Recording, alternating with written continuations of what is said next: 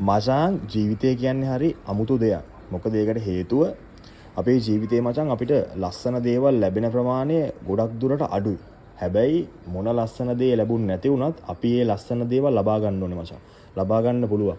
අපේ කැපකිරීම අපේ උත්සාහයෙන් අපිට ඕන දෙයක් මචං ලබා ගන්න පුළුවන්. මගේ ජීවිතෙත් එහෙමයි. මම මචං පොඩි තැනකින් පටන් ගත්ත මිනිහෙක්. අද වෙද්දි මචං මාර විදියට ගේමක් ගහගෙන යනවා. මම මේ ලොකේෂන් එක ගැන කතා කරද්දි බලන්න මේ ලොකේෂන් එකේ ලස්සන. මේ ලොකේෂන් එකේ ඉද්දි මචං ඇත්තටම කියනවා නම් මාර නිදහස් පරිසරයක් තමයි තියෙන්නේ. ඉතින් ජීවිතය කියන්නේ මචං වෙනම එකක්.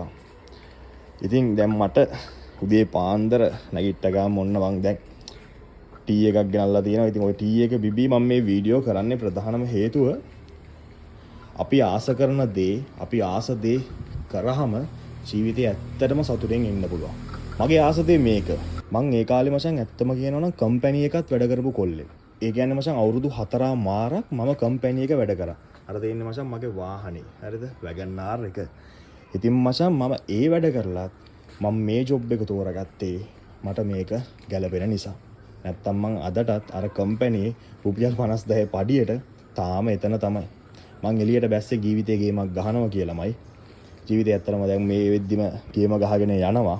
ජීවිතේ හැබැයි මම වැටුණා. වැටුණත් මං නැගිට්ටා.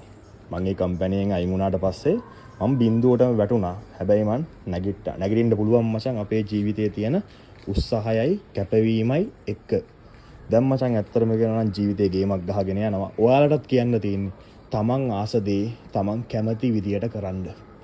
මගේ අම්මා තාත්තා ගත්තාත් මට කවදාවත් මගේ අම්මා කියලා නෑ අරක කරපම් මේක කරපම් කියලා. ඔයා කැමති දේ කරන්න කියලා විතරයි එයා කියන්නේ. මොකද ඒගොල්ලෝ මචං තේරුම් අරන් තමයි ජීවත් වෙන්නේ.